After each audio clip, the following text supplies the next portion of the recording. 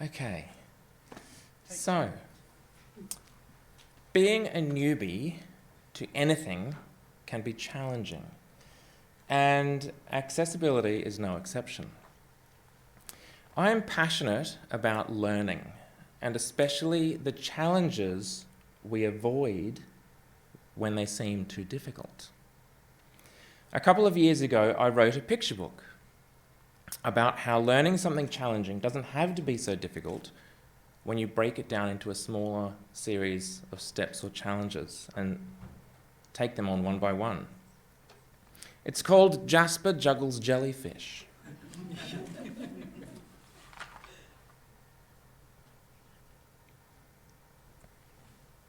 And I'm going to read it to you now.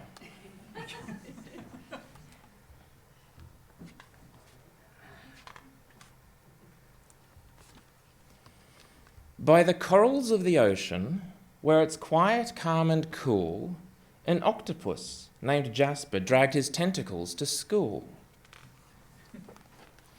He felt that counting jellyfish was too much of a struggle. I just can't do it, Jasper said. I'd rather learn to juggle. With that, he thought of something he could juggle then and there, and with a flick, the jellyfish went up, then everywhere. Listen, Jasper, Freckles said, it might not sound like fun, but when you're learning anything, it's best to start with one. Jasper reached for Twinkletail and tossed her to and fro. I love this crazy ride, she giggled. Come on, have a go. To juggle just one jellyfish is easy, Jasper knew. Ready for a challenge, he prepared for number 2. Twinkletail was thrown up first, and Freckle flung just after. They jumped and jived and ducked and dived and bounced about with laughter. Jasper kept on practicing, then boasted, look at me! Once he learned to juggle 2, he tried his luck with 3. Twinkletail, then Freckle next, and Curly Whirly third. Curly Whirly flew so high he kissed a passing bird.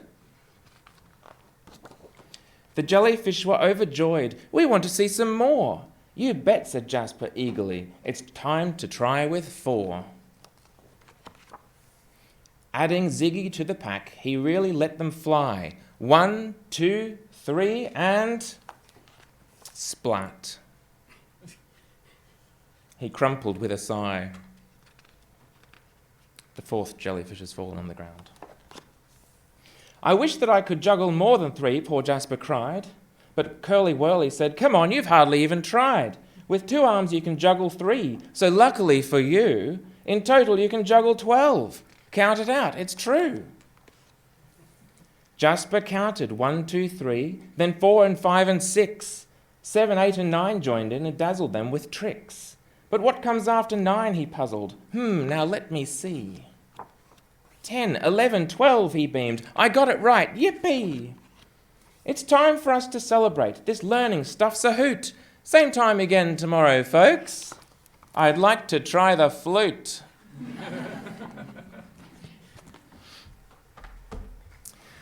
So that is indeed how one learns to juggle. You start with 1 and build it up to 2, 3, and so on. And I love juggling and the process of learning to juggle for that very reason. It's a perfect example how something that seems really challenging can be not so challenging when you break it into a set of smaller steps.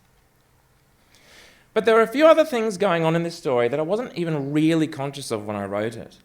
The concept of being open to your community about what you don't know, being open to learning from them, and maybe most important of all, celebrating your wins together as you go. And I must admit I haven't always been good at this myself, especially in a professional context, doing the whole community thing, probably out of fear and insecurity, afraid of things that I don't know and don't have experience with, and failing to maybe provide something of value to the community. But I'd like to share a recent experience in which opening up to my local accessibility community in Brisbane, even with little accessibility experience of my own, has led to some positive changes in a short period of time. And as part of that, I'll share some of the challenges or steps I encountered along the way, as well as a few tips as I go. Last year, I started a new job as a developer advocate at a company called Tiny Technologies in Brisbane. Our flagship project is a rich text editor called TinyMCE, which you may know is the word processor component within many content management systems and learning management systems. And one of its features is an accessibility checker that checks if the content you're writing is accessible.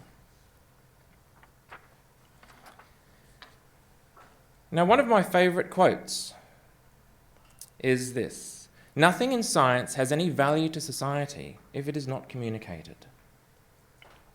So I thought, if we're providing this accessibility solution and we're located in Brisbane, then I really should get involved in the accessibility community in Brisbane to show them what we do, because a lot of these people might not even know that our technology can help them, and also to learn from that community to see what they can do to make our product better. So 3 months ago, I went along to our local accessibility meetup in Brisbane, hosted by Jerry Newstattle and Morgan Strong. So my first challenge, making connections. Now, we can't all know everyone, and we can't know everything about everyone. But the more people we do know, and the more we know about them, the more chance there is for a great collaboration to take place.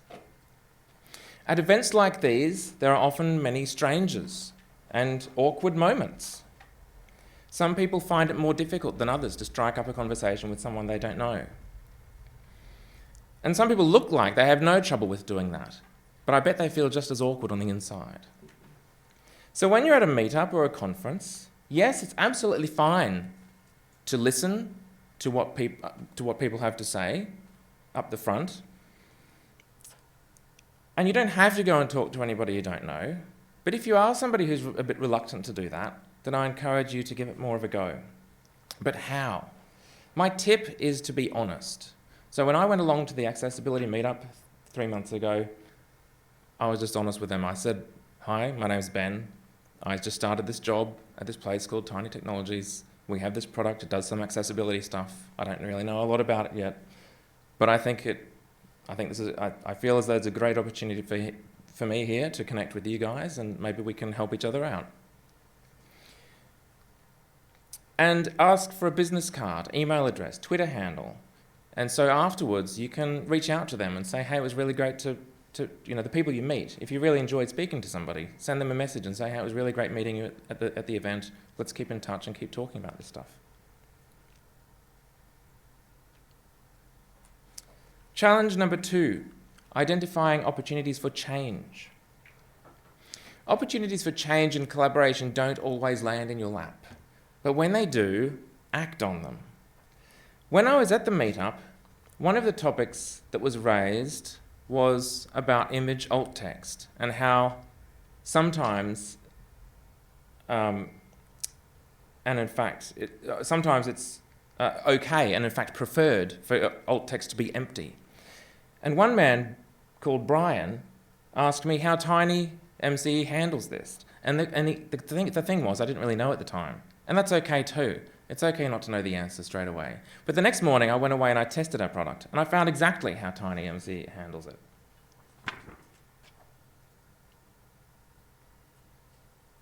What I found was that when an image had empty alt text, the accessibility checker presented an error message saying images must have an alternative text description. And after just having that conversation the night before, I just thought, this isn't good enough. It's not really allowing me to mark it as a decorative image and to not have that field empty. Otherwise, it was an error.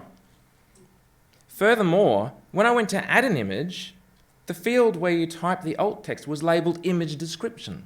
I mean, was that even alt text? I had no idea. Unless I went into source view and confirmed it for myself, but still. So here was an opportunity for change. I sent off an email to Brian, along with my discoveries, and acknowledging the fact that I think we can do better with our product and along with some suggestions. Brian then copied in Jerry and Morgan, and as I'm sure you could all imagine, opinions went flying back and forth, questions, ideas, and to be honest, my anxiety levels were starting to go up, and I was thinking, what the heck kind of can of worms had I just opened? Do I really want to get involved with this at all? But then, having previously worked at Red Hat, an organisation built on openness and collaboration, I reminded myself that in the end you always have a better result when you incorporate opinions from many people. And that in the end it is still up to you as to whether you do something about it and how much you do something about it, and whether you do something now or later, and what you do now and what you might do later. But the thing was, it wasn't up to me. It was up to my engineering team. So my third challenge, getting my engineers involved. How was I going to get them on board? Why should they prioritise my thing over anything else? I knew that someone on the team would have to get it like I got it, to feel it how I felt it.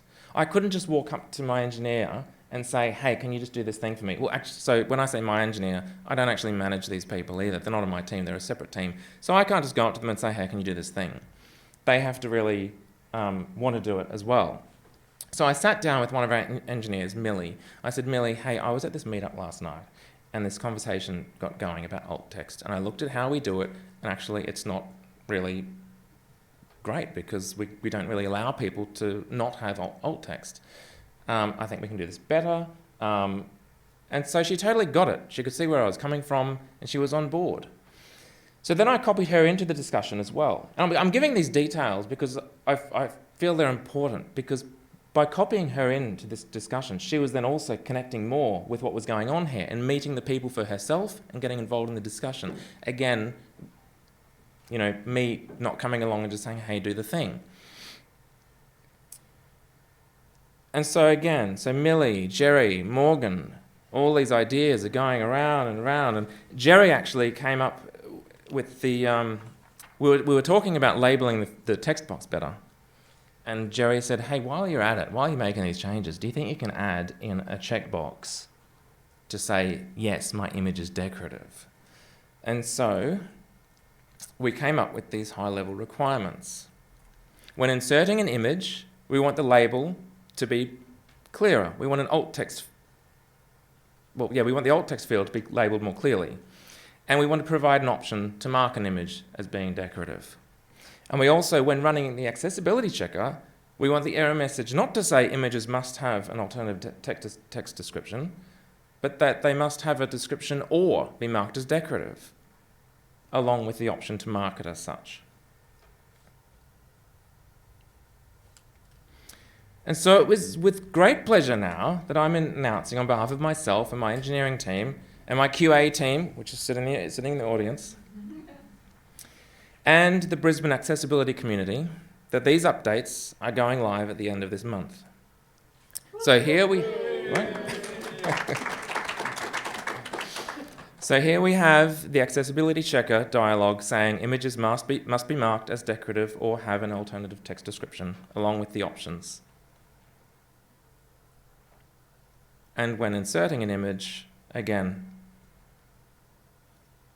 the option to mark it as decorative or provide an alternative text description. Of course, how you go about writing alt text is another thing altogether. But that is the topic of some of my recent articles on accessibility. And my newest blog post includes a decision tree that I hope people can use as a resource. So please check it out, use it, share it, etc. I have no doubt that this could still be improved, but this is the thing, we need to make time to celebrate the small things. And so challenge number 4, celebrating your wins. When you're teaching someone to juggle, you don't just stand there and say nothing. When they graduate from 1 ball to 2, you say, yeah, that's awesome, like you're really getting it now. Here, let's try 2. Hey, that's fantastic. You're only dropping it every 5 goes now. Whatever, let's graduate to 3. And so the same thing applies here, but how can we go about it? Some ideas. So firstly, For the people who have provided input into your solution, or whatever it might be that you're achieving, send them an email and say, hey, thanks so much for your input and feedback. As a result, we've done this. This is when we expect to see it out, etc. If you have workplace rewards and recognition schemes, send your employees a reward using one of those, saying, hey, thanks so much for being proactive about that and getting on board with it. Like, I know that you already had a lot of other things to do and it wasn't part of the original schedule, but thanks so much for stepping up to that. And it's really had a big impact on the local community. And speak at your local accessibility community, or even a conference where you can celebrate it together with the people who have helped you make a difference, and help them feel the impact of the input and the difference they've made as well. So I guess in summary, there are a few key things I think we can take away from this. Accessibility can be overwhelming, but it doesn't need to be. Take one step at a time. Make connections, and when doing that, be open and be honest. Act on opportunities for change. Don't panic. You can do as much or as little as you're comfortable with at the time. I haven't written this here, but it's very important. Seek help, and then provide context to others you need help from so that they can get where you're coming from. Celebrate your wins.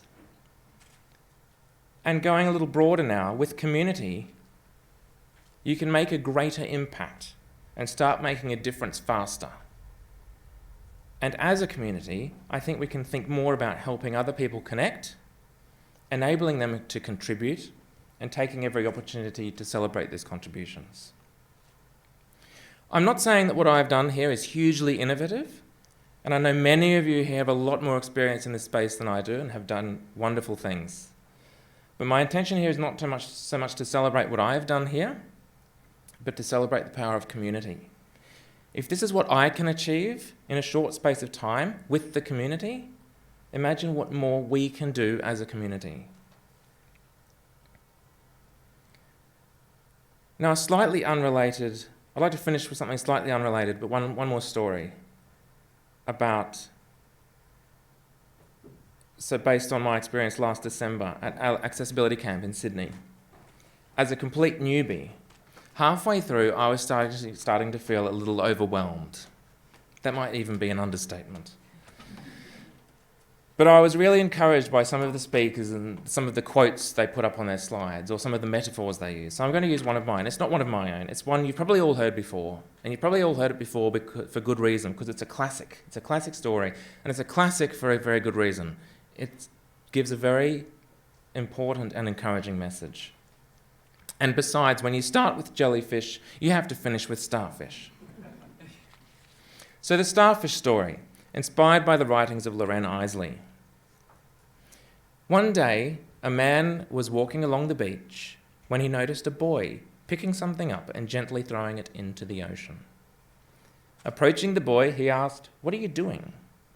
The youth replied, "Throwing starfish back into the ocean. The surf is up and the tide is going out. If I don't throw them back, they'll die." "Son," the man said, "don't you realize there are miles and miles of beach and hundreds of starfish? You can't make a difference." After listening politely, the boy bent down, picked up another starfish, and threw it back into the surf. Then, smiling at the man, he said, "I made a difference for that one." That's all I have for you today. You can find me on Twitter at benlongdev, and my writings are on the web at tiny.cloud/blog.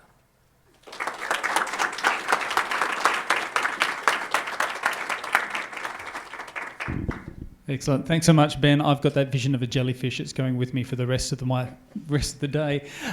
We've got time for one or two questions, and then afternoon tea is ready immediately outside. If we can hand to Liddy, question from you. When's the book coming out about accessibility for kids? I don't know. I'll have to start writing it. Any other questions, folks? I won't describe what's actually out there, but from what I read on the text message I just received, it's going to be very yummy. So go enjoy your afternoon tea, and don't forget the debate starts at 3:00.